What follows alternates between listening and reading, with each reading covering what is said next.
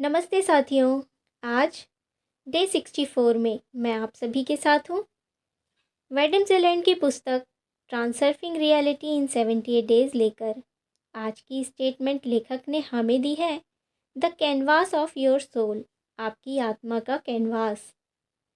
लेखक हमें बता रहे हैं दूसरों के लिए काम करना एक सज़ा की तरह बन जाता है, जबकि अपने लक्ष्य की ओर बढ़ते हुए जीवन सच्ची खुशी और उत्सव में बदल जाता है।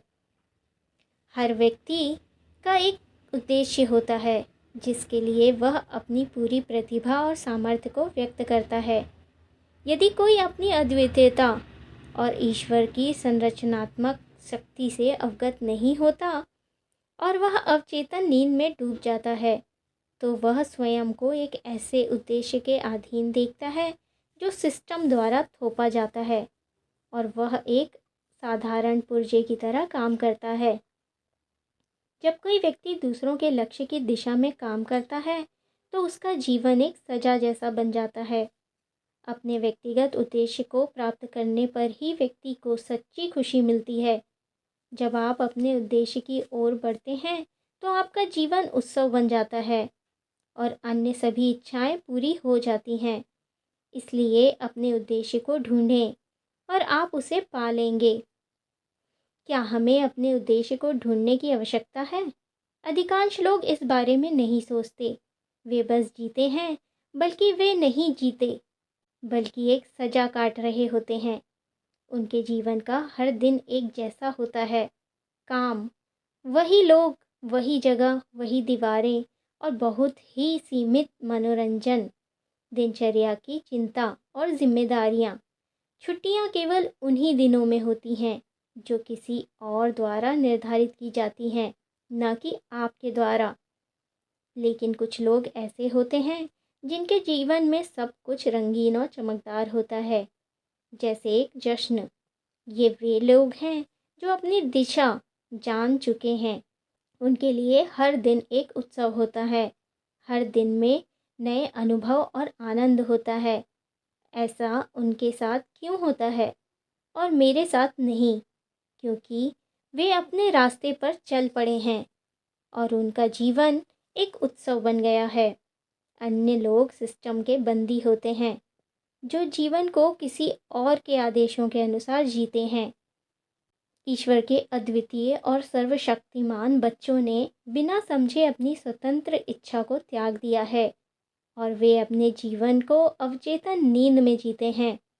यही कारण है कि सिस्टम उनके लिए निर्णय करता है कि उन्हें क्या चाहिए, वे कैसे जीते हैं और उन्हें क्या तलाशना चाहिए। हर इंसान का जीवन किसी उद्देश्य की ओर बढ़ता है, जिसे जानकर और उसे दिशा में काम करके वह अपने पूरे जीवन का प्रयोग कर सकता है। अगर कोई व्यक्ति अपनी अद्वितीयता और जीवन के उद्देश्य को नहीं समझता तो वह दूसरों के लक्ष्यों को अपना उद्देश्य मानने लगता है और उस दिशा में काम करता है जो उसे संतोष और खुशी नहीं देती। ऐसा व्यक्ति अपनी ज़िंदगी को एक सज़ा जैसा महसूस करता है, क्योंकि वह अपने उद्देश्य से भटक जाता है और अवचेतन रूप से एक सिस्टम का हिस्सा बन जाता है। जब कोई अपनी असली शक्ति और उद्देश्य को नहीं समझता तो वह सिस्टम से बाहरी प्रभावों से प्रभावित होकर अपनी दिशा खो देता है और अवचेतन रूप से दूसरे लक्ष्यों की ओर बढ़ता है। जब आप अपने वास्तविक उद्देश्य की पहचान करते हैं और उस पर ध्यान केंद्रित करते हैं तो आपका जीवन एक उत्सव बन जाता है और सभी इच्छाएं पूरी होती हैं।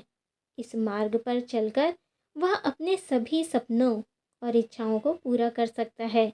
लेखक यहाँ यह भी बताते हैं कि कुछ लोग जो अपने जीवन के उद्देश्य को पहचानने में सक्षम होते हैं, उनका जीवन रंगीन खुशहाल होता है, जबकि अन्य लोग सिस्टम के बंदी होते हैं जो अपने लक्ष्य को दूसरों के अनुसार ढालते हैं। कुछ लोग ऐसे होते हैं जिनका जीवन उत्सव जैसा होता है क्योंकि उन्होंने अपना रास्ता पहचान लिया है। वे रोज़ की दिनचर्या से बाहर हैं और हर दिन आनंद और नए अनुभवों से जीते हैं। जो लोग सिस्टम के अधीन होते हैं और अपनी स्वतंत्र इच्छा को छोड़ देते हैं, उनका जीवन उसी के हिसाब से चलता है, जबकि जो लोग अपनी स्वतंत्र इच्छा का पालन करते हैं उनका जीवन स्वर्णिम और उद्देश्यपूर्ण होता है।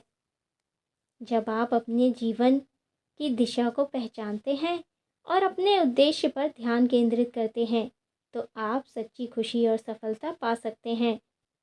लेखक हमें अपने उद्देश्य को पहचानने और उस पर काम करने की सलाह दे रहे हैं ताकि हम अपने जीवन को सचमुच आनंदित और सफल बना सकें।